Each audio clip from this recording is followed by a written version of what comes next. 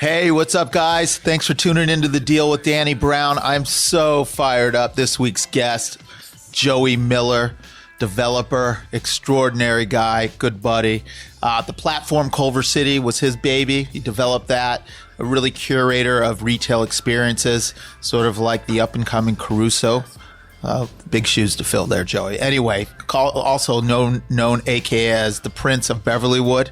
Grew up and raised in Beverlywood, and we're getting into a lot of interesting topics here. So I hope you enjoy this as much as I did. Take care. Listen, I am what I am today, 'cause I did it my way, nothing y'all can say. In this life or the next one, watch me, I'ma be the best. I am what I am today, 'cause I did it my way, nothing y'all can say. In this life or the next one, watch me, I'ma be the best. So I grew up, as you mentioned, I think I'm fourth generation from Los Angeles. Maybe you'll edit this out, but for a Jew in LA, that's like we came over on the Mayflower, basically. Yeah, that's for sure. So I'm fourth The generation. Jewish Mayflower. Exactly. That's called the Mayflower. I'm fourth generation from LA. My great grandfather came here from Connecticut. And my grandfather went to Santa Monica High School, where he met my grandmother. Wow. He started a car dealership, which became a very big business, in fact. And he never trusted the car business. So what he did was he took all the cash that he made in that business and put it into real estate. Got it. And he was never... And what years are we talking about in terms of like when's the first dealership? 70s and 80s. Okay, so he was already here and yeah. He started in the late 60s selling hot rods. And what he did was he got the first Datsun franchise in Los Angeles, which my dad had an orange Datsun. Yeah. That was the first car I ever remember. It was a hot selling car.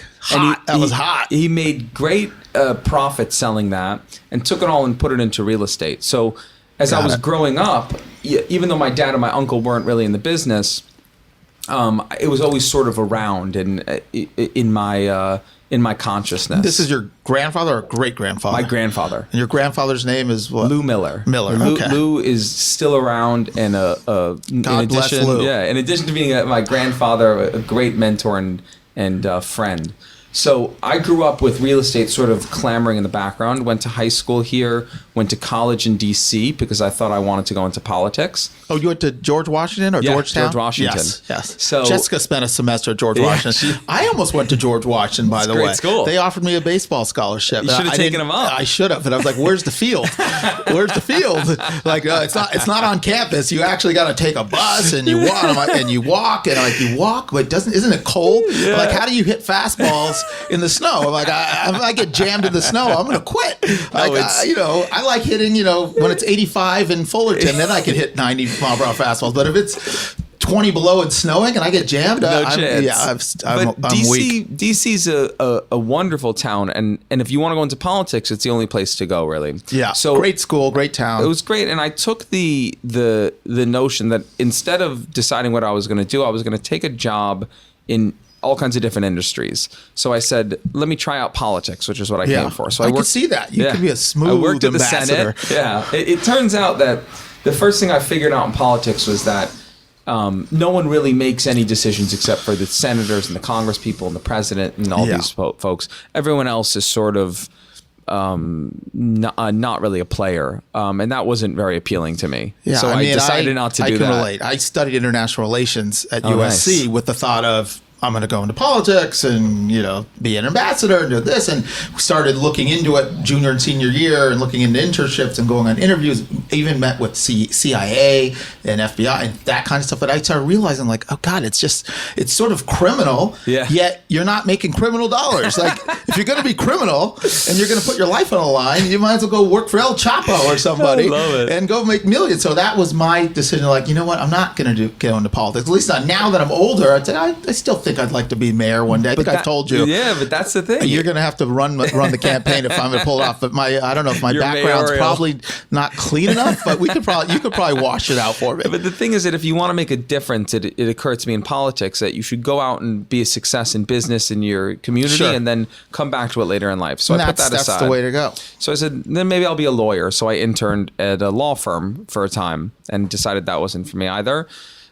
Investment banking, gave it a shot, didn't work out for me. It wasn't what I wanted to do. And then my senior year of college, I took an internship at a place called Marcus and Millichap, which is a commercial big brokerage shop. And it was really, now that I look back on it, a very lowbrow type of operation where it was just scraping the barrel, cold calling, you know, hardcore brokerage. Totally. But I loved it. I loved every. Which office were you in? Which branch? Washington D.C. Oh, right in the back middle east. of it. Yeah, Okay. back east. This was all back east. And I left college with a degree in history, which is relatively useless in the workforce. But they're all useless in the workforce, by the way. But with all of the experience to determine that real estate was something that I might be interested in. Came back to Los Angeles, and we were hanging out actually down the street from here at a place called the Avalon Hotel, which was new at the time. Oh, that was one of the first good it was an old age renovations. home. Yeah, mid-century modern. It was great. I was killing And it it's at still the a cool, Avalon. I used to go still to a drinks cool there place. all the time. Right, so we were by the pool. It was great. So we were drinking there, and I would look around, and I was like 20 or 21, and I'd say, God, who did this? And it turns out there was a guy called Brad Korzen and Jeff Smith that did it. Yeah. And I didn't have a job. I was interning at Fox for the CFO's office. Ah, that's how you got to the core group? Yeah, so I didn't want to be in So you in just film. cold called or found someone that knew somebody that knew somebody? I basically called them every day for months until they gave me a job. And Persistence. They said, we don't really have any positions, any real positions, but you can become what was then called a secretary. Right. And it's a position that I understand doesn't exist anymore. You're an Looking assistant. now backwards through a lens, Yeah. I mean, there really couldn't be a more ideal place in Oh. terms of aesthetic and design for you. When I think about your style and design, he's got 100%. great style. I mean, look how he appreciate dresses. that. But no, seriously, at that time they were. Did Kelly do the project Yep. with them? Yeah. So Kelly Wersler, Brad, they really took real estate and redevelopment of hotels into a whole different direction. 100%. Created a whole new style, and people have been trying to mimic it since and take it in different directions and improve on it, etc. But wow, what a perfect place for you to cut your teeth and go, okay, Yeah. I mean, that makes sense now. It was great, but I started off. You have to remember, literally not doing any. I was like Making I said, a copies secretary, and schlepping coffee, and that's what you do. and sorting. But the funny thing is, I talked to my friends who were with me back then. There were 10 of us, all under 30. It was 2005, 4 and 5, excuse me. Which was an enormously heady time in the commercial real estate market in LA. It was booming at that point. Crazy. So we would see everything. Let's go buy this. Let's go buy that. And there was no limitations on what we could do. And I was the most junior person, ostensibly there to make copies and sort things, but I had no interest in doing that from the beginning. Yeah. They always, talking to the guys who I was with then, they always used to joke. Joey was the youngest guy who thought he was the CEO of the whole company. So I was there for a year and a half, and I made wonderful friends and learned pretty much everything I ever learned about the business there. It was my only job I ever had. Right. Were they working on the Eastern Columbia project? That's one of my favorite projects ever. We were building in the Arts District. We were building Eastern Columbia. The Viceroy had just been completed. Just that facade is just stunning, and what they did with that building. I wanted to buy there, both to live originally back in 04 before it was done, 03, 04, and then after I was like, well, I should just buy and rent it out. Yeah. Never did. No, they're beautiful. But those are gorgeous. Beautiful apartments. And so I learned downtown, I learned the Arts District, and I learned the lingo of development. And I didn't really think it was a crazy move back then. Now being older, I mean, in terms of like developing and buying and risking for you, you thought that was normal. Yeah, a young guy. You were in your 20s then? Yeah, but it wasn't even that. I left. I was there for a year and a half, and I left, and Because I started you my own wanted company. to go develop. Yeah, I wanted to be a developer. Yeah, and I didn't think twice. Like it wasn't even a thought that was a crazy thing to do. Yeah. And that was a crazy thing to do, it was by crazy. the way. Now, just in case anyone I would say the takeaway for the younger me, if I look back, was that you got to make moves early. Because now I'm 36 years old. I have 2 kids. You're so young still. Yeah, thank you. I don't feel like it all the time. But it feels like Like, I would never do that today. That risk is now not something that I could take. You don't have the risk tolerance. Yeah, and frankly, even you know some of some of the things that we did early in our careers, I would never do. Makes a lot of sense. I like that. I was with the best real estate developer, I'll go unnamed, in the country, I think. And we were trying to show him something in Napa, which I thought was an amazing, amazing deal. And we flew up there on his private plane, and it was a wonderful afternoon. And we go show him the shopping center. We introduce him to all the people. We say, you got to buy this. And he walks around and he says, I'm not really interested. And I was crestfallen because it was so strange to me. And he says, it's just like a lot of work and it's a lot of risk. And I'm looking at him like, what if you had said that when you built X or Y, which are two of the most successful shopping centers in the country? And he said, well, that was a different time. Now, and he didn't really elaborate. Now I actually understand what he's doing. Of course. Because once you have something to lose, you're much less you want to take less risk. Likely to risk Well, that's it. an interesting piece of advice and thought. It's like sometimes you need younger people can be more aggressive. They have no fear. Just like kids learn to ski, they have no fear. They learn to surf, they have no fear. Like in business, you might take risks that you would never take once you're more savvy and more experienced. And I totally get it. So there's some advantage to being that sort of like blind confidence that a young entrepreneur may have. And you definitely had that. Yeah. It worked out for you, I'm sure. And it could work out a lot of ways. You can get your teeth kicked in 100 times. And that's a good training ground too. And then the 101st time you hit, that's the more common entrepreneur story. Sounds like you though. We've had that too. You've had that too. We just don't talk about it. So tell me, so you started your comedy. That wasn't Runyon yet. It was. Oh, that was Runyon. So I left and Runyon was there. That was your first. Yeah. Oh my God. I looked around and I said, what do all these people, I was 23. And I said, what do all these guys call their companies, Beechwood Canyon and Mandeville Partners. And I said, it was hiking Runyon. Yeah, it was early in the 2000s, and Runyon Canyon was like a big thing. Yeah, let's go hiking in Runyon. Go there did it all the time. Yeah, so I said, well, I'll call it Runyon. I think it was called Runyon Partners. And I didn't have any partners; it was just me. But I thought it sounded fancy. Good. And I had an opportunity. I saw this part of town called Culver City, which I thought was really on the up and up. My family had a car dealership there. My grandfather, who I talked about, was in business down there for 40 years. And I'd seen dealership did he have? Mazda, Nissan, Subaru, Suzuki. Culver City. All Japanese. Yeah. And excuse me, all Asian, Japanese, and Korean. Of course, Culver City is not the Culver City we know now. No. Growing up, Culver City was sort of a no man's land, very industrial. Yeah, the New York Times put there was it really no well. retail. Yeah, the New York Times said that Culver City was a place to drive through on your way to somewhere else. Yeah. And it was never a bad neighborhood, but it was an industrial neighborhood. No one went there. It wasn't a destination. You don't go to Culver City for dinner. You don't go hang out in Culver City. What was starting to happen was there were art galleries starting to come in. There were restaurants starting to come in. And I saw the inklings of something that could come. So there was what's called an RFP, a request for proposal from the city, who wanted to sell a piece of excess land next to City Hall.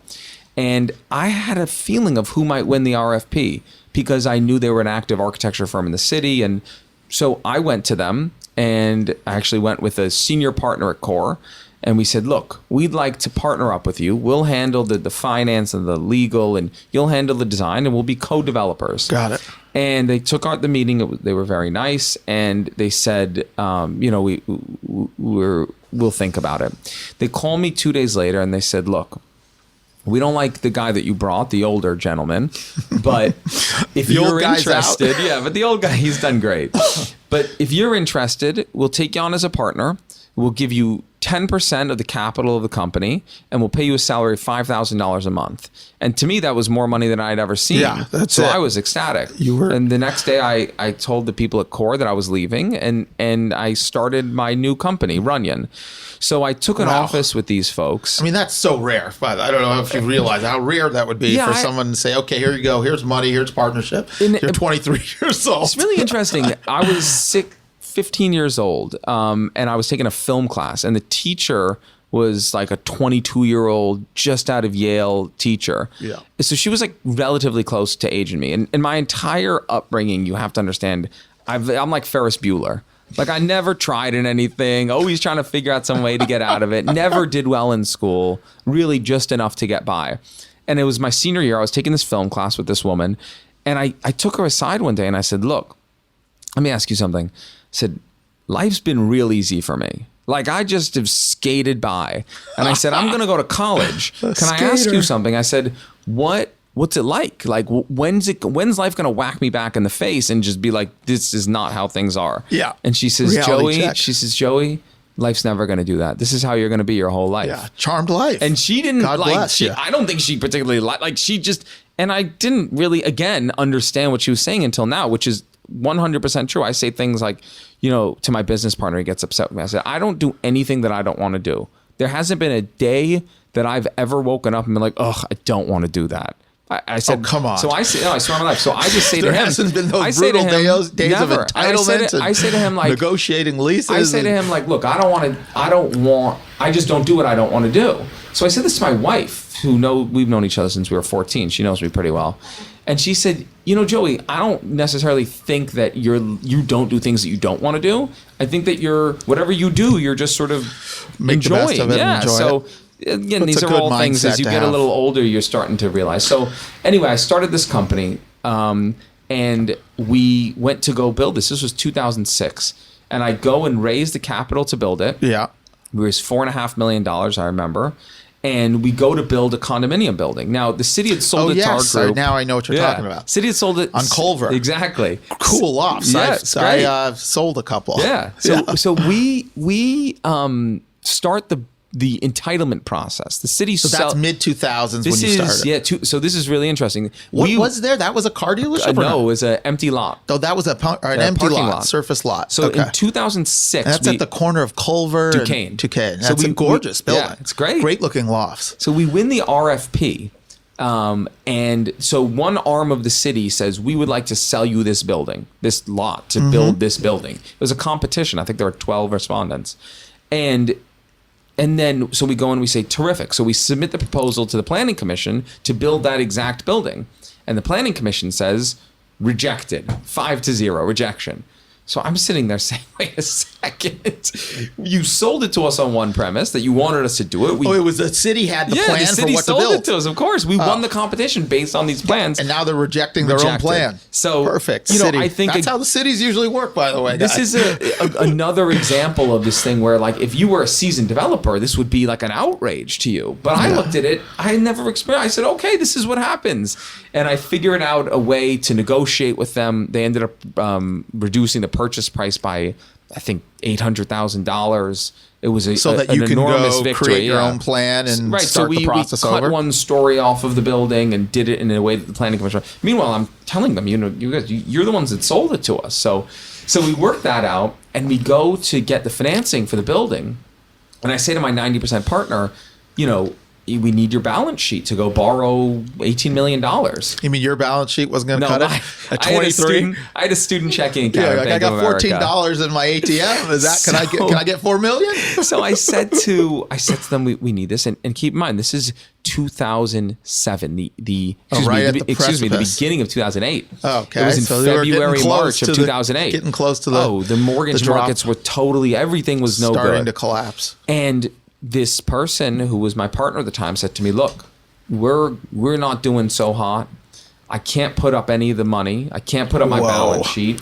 And I'm sitting there. I had attracted all the investors to this deal. We had a loan actually to buy the property. So we had a loan expiring that we needed to replace. And it was at that point, and this has happened many times over my career. I said to the person, look, you have a 90% interest. I have a 10% interest. I have no money to pay you, but if you give me your 90% interest and give me 100% interest in the project, I will take it to fruition and you'll still get the architecture fees for doing it. And she agreed to it. And it's funny because... So she walked away. She walked away. I gave her a back end piece if something really went great. Yeah, but she walked away and handed the whole thing over.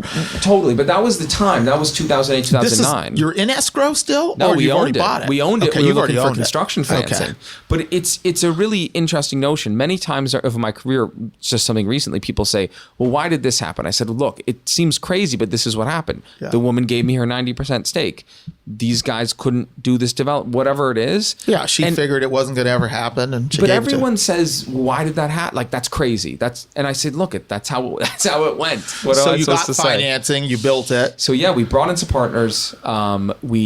We got the financing. The bank got taken over by the FDIC twice, which is, again, if you don't know, you don't know. Who you got loans from? They went under. Yeah. So I remember we finished the project.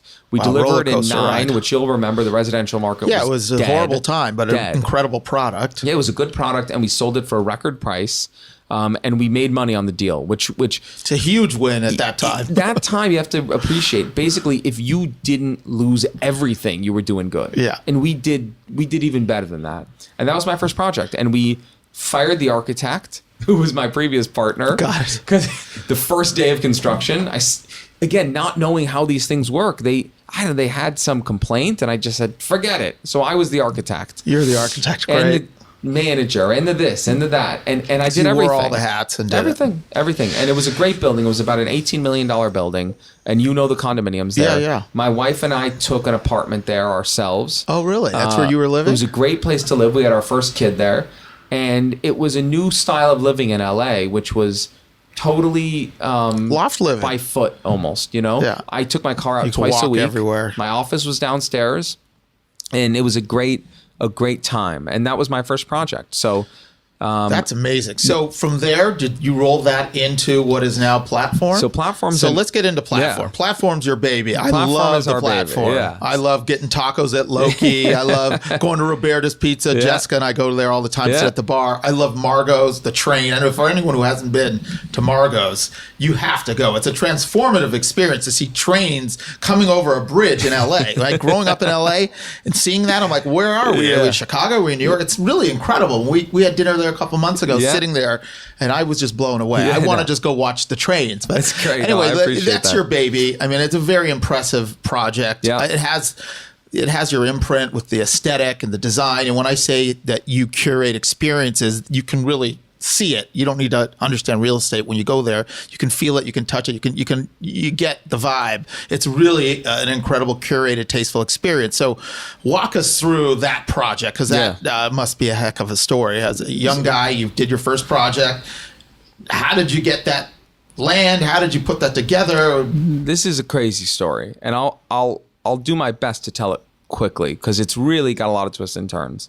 But what happened was my family ran, as I said, a car dealership. Mm-hmm. That was the car dealership. That was Miller Cars, The Culver Datsun. City Import Group. Now, Got the it. clean version of the story would have been amazing. My grandfather decides he doesn't want to be in the business. He takes his grandson under his shoulder and says, "You're part of the family. Go develop this in a great way." So that's not what happened. Unfortunately, my family doesn't work that way. Right. When I learned how to swim, my grandfather took me into the ocean in Newport Beach and threw me into the ocean. Great. That's the Yeah. typical way my family works. I hope you can hold your breath, but So my family Start got paddling. My family in 2004 got out of the car business, sold that, and had this piece of land. They sold the piece of land to a private equity firm in Brentwood. That private equity firm tried for 6 years to develop this piece of land to get their entitlements to build an apartment house. And in 2010, 6 years after my family sold it, their lender out of Maryland decided that they'd had enough and put their debt up for sale. Like I told you, I just finished a condominium just finished the project in Culver project. City. So you had a 1031 exchange. No. We sold the condominiums, but the bankers in New York that were trying to sell this loan on behalf of the bank, which was something a lot of banks were doing, selling their non-performing loans, looked up developers in Culver City. And it you turns were out top of the list. I'm the You're big the only macher. one there is. At that point, I was 25 years old, and they call my office and say, "Hi, we're so-and-so Capital. We're trying to sell this loan." And it turns out you're the biggest developer in Culver City. The only one, right? No one's developed the only anything. One. We'd You're love the to, Rick Caruso of Culver City. We'd love to sell you this loan. It's part of a package that's going to cost So $300 they million. came to you. You didn't even know about Came the to- opportunity. came to me. And you're like, holy crap. This is our where I family's grew up. property. Yeah. That is wild. So I was able to buy the note back for, And this is 2010, so it had to be distressed note, good value. 35 cents There you go. on the So dollar of what my huge grandfather discount. had sold it for 6 years ago. Discount on what he'd sold it Yeah. for, because it was now at the crazy. bottom of the bottom of the market. And now I end up at this car lot, and I know that I've always had an interest in design, in retail, in restaurants, and those kinds of things. But I I had no idea what to really do with it.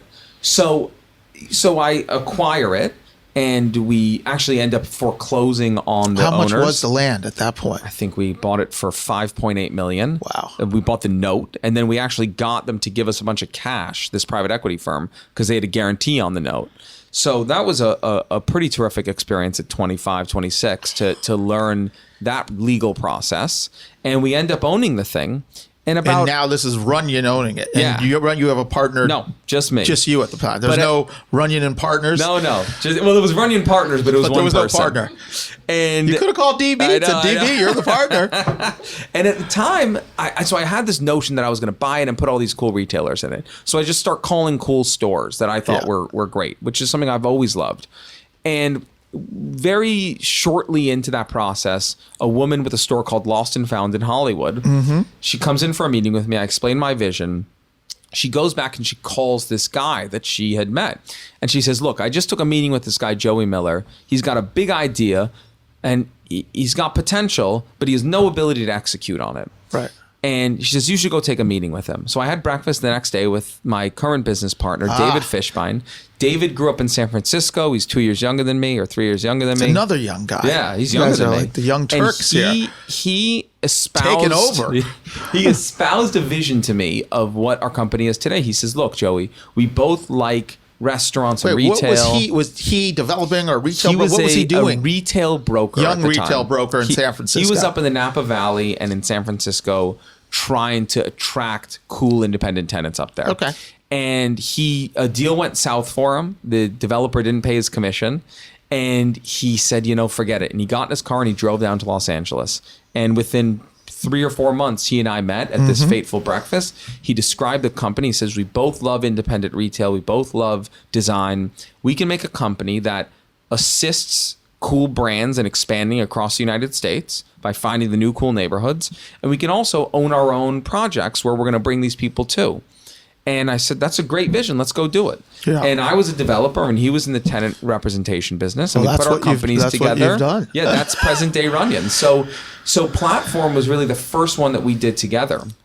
And the vision for it was that LA was this city right on the precipice with art, with fashion, with food. Yeah, everything was We were known as a place like this sort of vapid place, this Hollywood place, right? And right around like 2007, 8, 9, coming out of the recession, we started to become the capital for fashion. Eddie Slimane moved here. Yeah. Art, food, culture. Everyone from around the world was talking about Los Angeles, which is obviously the case today. But we were really becoming a preeminent global city. Yeah. And we thought that the city it had lots of wonderful things, but you had to get in a car and go here, then get in a car and go there, go to dinner here, go to a bar there. So we wanted to make a place where we could bring it all together.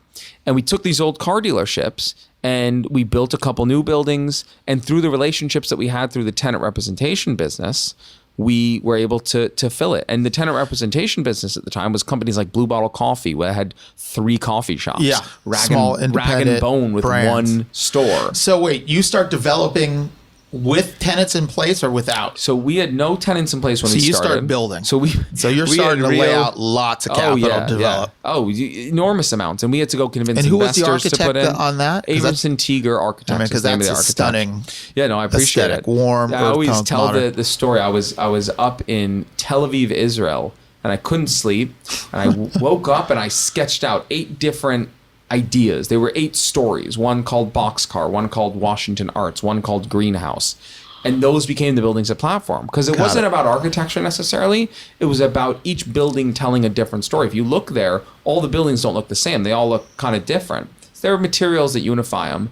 But the notion was that if you're going to build on a couple acres in LA, you don't want everything to look the same because then it's a shopping mall. Yeah. But if you did each building as a different style of building, that'd really get you that lived-in look and that more interesting kind of experience. So they all started with a story. I actually wrote 2 or 3 pages. It's like its own neighborhood. Yeah. It's like its own little town, great. Its own neighborhood. So each building has its own story, basically. So we're building Platform, raising the money and raising the debt for Platform. And at the same time, we have this tenant representation business where I said, you're looking for brands, Blue Bottle, Rag and Bone. It was a wonderful time. I know your deal and how you do this. we can get into it a little later, but you actually go all over the world, different cities, looking for talent and brands and ideas, and kind of like an A&R guy's looking to discover bands. 100%. You're looking to discover brands, and a lot of these brands, most people, and I feel like I'm in the know on brand, but I mean, most of them I never heard of. When you go, hey, I got this brand, what do you think? I've never heard of it. And then boom, a year later, it's like, I love this. I love Roberta's. There's nothing that gives us more joy, and me personally, more joy than being able to show people cool stuff that they might not have seen otherwise. And that's really what Platform's about. It's about bringing really interesting experiences to the city that we love, which is LA.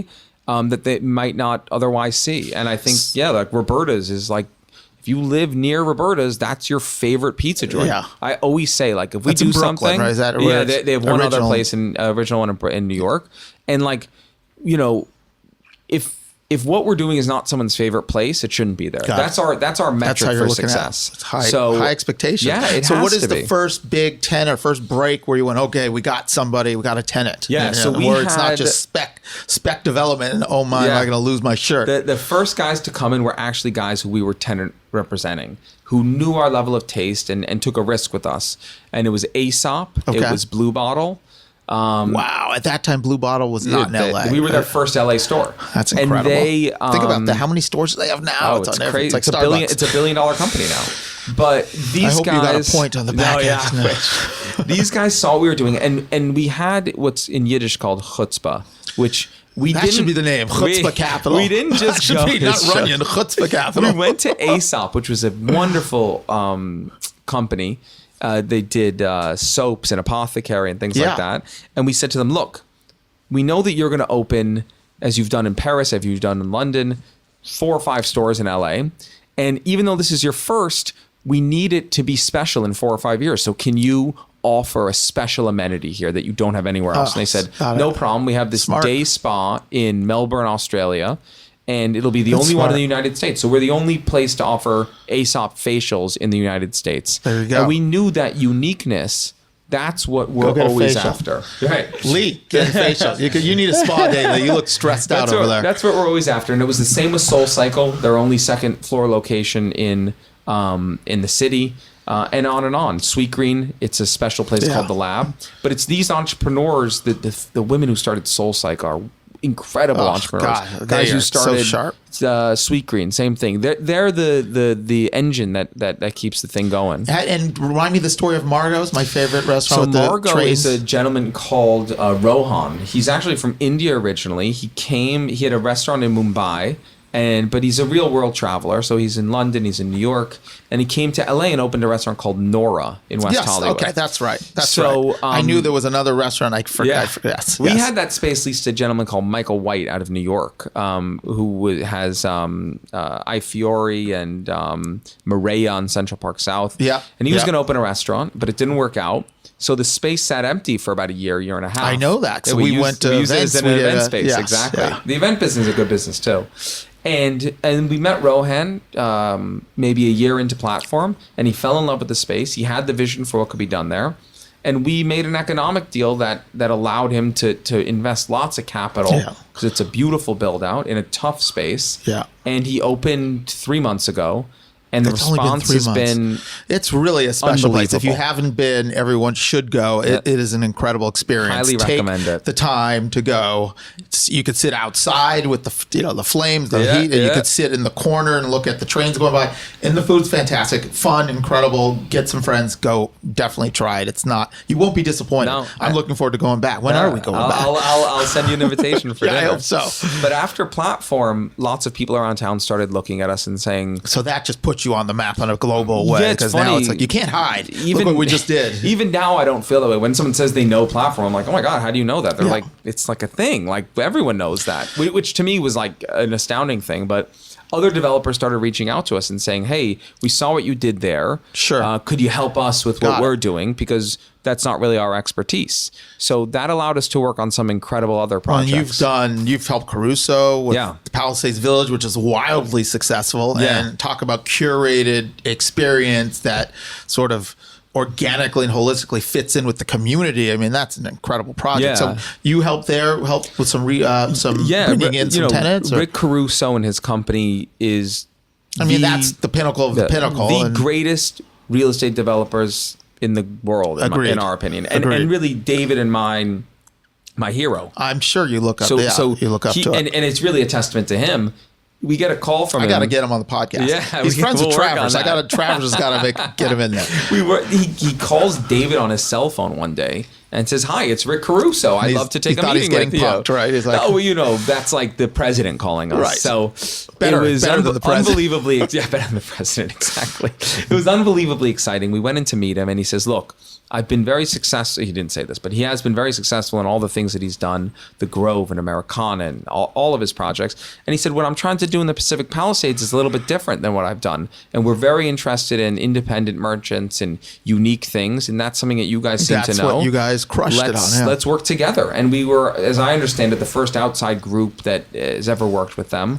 And it was like, literally a dream come true. Bucket list stuff. And the project's amazing. And a smart strategic move for him. I mean, he found... Yeah, but if you're at that level, I just am always amazed that he would think to call someone else. Like, because once you get to that level... I feel like Rick is like that. I mean, he's very responsive. Anytime I reach out to him, he's responsive. Yeah. He's on it. He's dialed in. He's not checked out at all. He's the opposite. And that's probably why he's so successful. A lot of people at that level are checked out and you're unreachable, untouchable. He is, I feel like, in the trenches and in it on every level. We've been lucky to meet people like him and meet people like Rob Spire from Tishman Spire, another giant real estate company. Yeah. These are incredibly successful people in our business, and David and I learn every single day from them. It's a great pleasure of the business. So you got to work on Palisades Village. You've worked on the Row downtown. Yeah. I know you've got some projects. I don't know if you can talk about it yet because it's secret. But I know you've been working on some stuff in New York, and if you can't talk about it, you have NDAs. I don't need to get any lawsuits on my first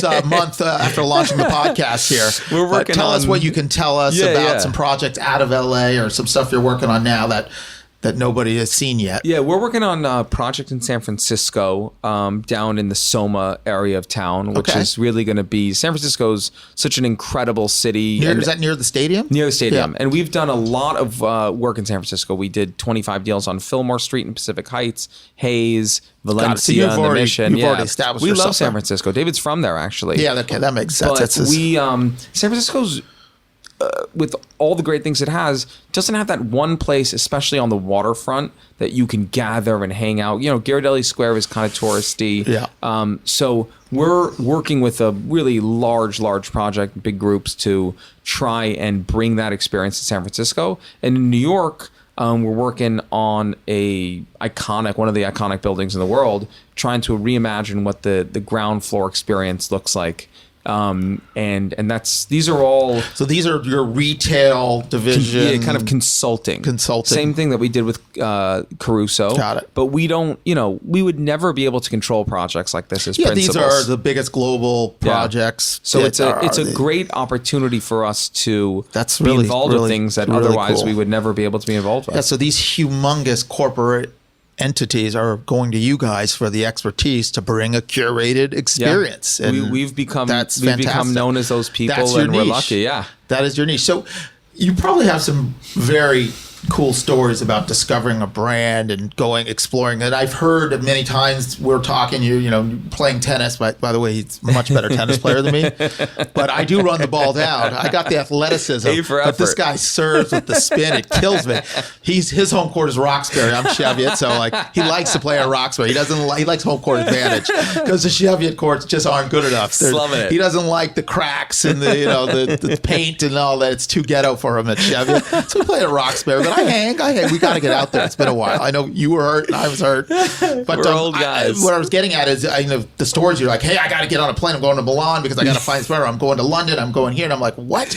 Yeah. So tell me if there's a story that stands out, something that you can share about one of those experiences of tracking down a brand that's, whether it's a brand new brand or a fledgling small start where you said, I got to get there, and tell us about how that works and how you talk them into it and what happens.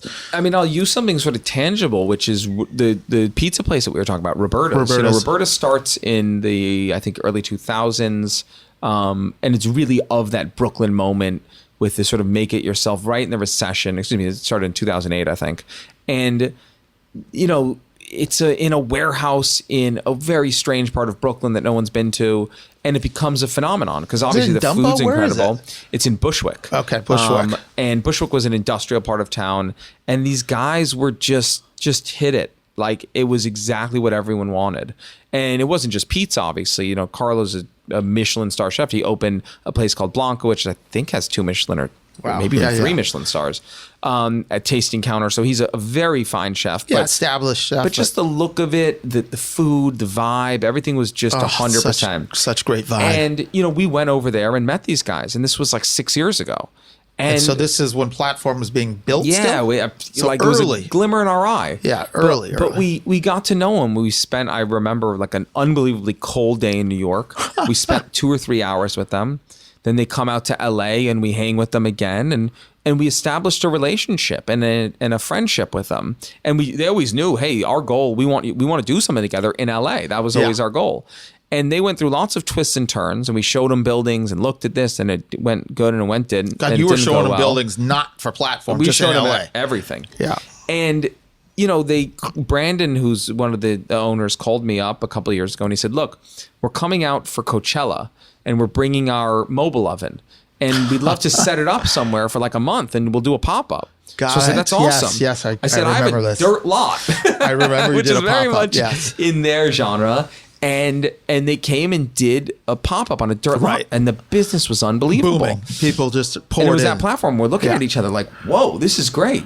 Yeah. And we did another pop-up, and then we kept being friends. And then they were ready. They said, okay, they saw it. It was like, this is tangible. It's working. They saw that it was working, but also it just takes time for relationships to develop where people trust each other. And we're happy to put in as much as we need to make those relationships work. But that's a great example of just going out, finding something we thought was special, thinking it could work here, you know, giving it the space it needed to breathe, and then watching it be just a massive success, which is what it is right now. It is huge. We love it. We go all the time. That's great. It's amazing. That's great. Well, we go to Platform a lot. I tell you that. We live in Cheviot. It's a very close. It's like our downtown. And Jag Gym is right there. I mean, so we're there a lot. That's great. And there's nothing like it. There's no better option. I appreciate it. So, young guy, here you are. You probably feel like a grandfather now because even though you're young, you've been through a lot. I'm seeing the wrinkles around the eyes. Teddy's wearing you out on the baseball field. But you got a long way to go. Obviously, I'm sure you have your sights set on even bigger things. As much as you've accomplished, what would you say as advice for up and coming developers, young guys that are probably thinking the same thing? They may even be older than you. I mean, I know I still have the thoughts of, what project should I take a risk on? We've talked about some of those things that I'm looking to do. So what kind of advice would you give to somebody, whether they're younger or your age or older, but that hasn't done that first project or hasn't taken that big risk? What is your... Yeah, I mean, what is your insight? People come and see me now and they say, I'd like to talk to you about an idea. And they sit down and say, would you please sign this NDA? And I said, that's sure. The first thing they say. Yeah, I laugh because I do whatever they want me to do. And then they said, we're going to make a app that does this, or we have this idea to do this thing. And I'm always laughing like, ideas don't matter. Right. They execution, baby. So if you're right, exactly. And if you have an interest in doing something, there is literally nothing to do. Put one foot in front of the other and go do it. Right? Like that's the only advice that I would give. Which is certainly don't overthink it. Don't overdo anything. Just go start doing it. To do the opposite of what I do. Well, you overthink I analyze things? Everything to death. Yeah. Worst case scenario to death. Every situation. Because I try to eliminate all risk. I mean, but at the end of the day, you got to jump in. I was 23 and I was with my grandfather. And he says, why don't you propose to Amy? Amy's my wife, and she was my girlfriend at the time. God bless Amy. She's put up with you since high school? I know, since high school. They've been together since high school. 14, before high school. So I said, look, I don't really want to get married until I make $100,000 a year. Because that way I'll know that I can support her and I can support myself. And that's great. And he looked at me. Guy thing. He goes, that's the dumbest thing I ever heard in my life. He goes, just do it, I said, okay. So we got married when we were 25. And that you'd already been together 11 years. Yeah. But that's the good advice, is that you think what, and then Don't wait. my grandfather Don't gave wait. me another great piece of advice, which was, I said, is great advice. I said, Don't God, I said, wait. I don't know where next year, I do not know how much money I'm going to make. I do not know where the money's going to come from. I literally have no idea. Right? So how do you plan? I said, I went to go buy my first house. And I said, I'm not going to be able to afford this mortgage. He goes, look, if you don't have confidence that you're going to be able to figure out how to make more money this year than you did last year, you shouldn't be in the business. Yeah. And that also stuck with me. And so my advice is, don't talk about your idea. Don't make papers. Go do it. Just execute. And figure it out on the way. And if you don't have the confidence that when you hit a roadblock, you'll be able to get around it, it's probably the wrong business for you. Go pick another business where you feel better about it. But if you really want to be an entrepreneur, literally one foot in front of the other and figure it out as you go. Because no one knows. Nobody knows. And whatever There's your no plan book. is ain't going to work. Trust There's me. no book for it. There's It's not no gonna work. manual. You got to Yeah. just have the persistence and the balls and chutzpah Yeah. to take that first step. That's it's simple advice, but for all the guys that I've seen doing it and doing it on a big level, that's a very common, It's like, look, consistent thing that they say. Like I you do got to what- just do it and execute 100%. and not be so scared and not think about all the issues that will come up, and have the confidence to know that you are going to deal with huge obstacles, but you're going to figure your way under them, around them, through them, over them, whatever.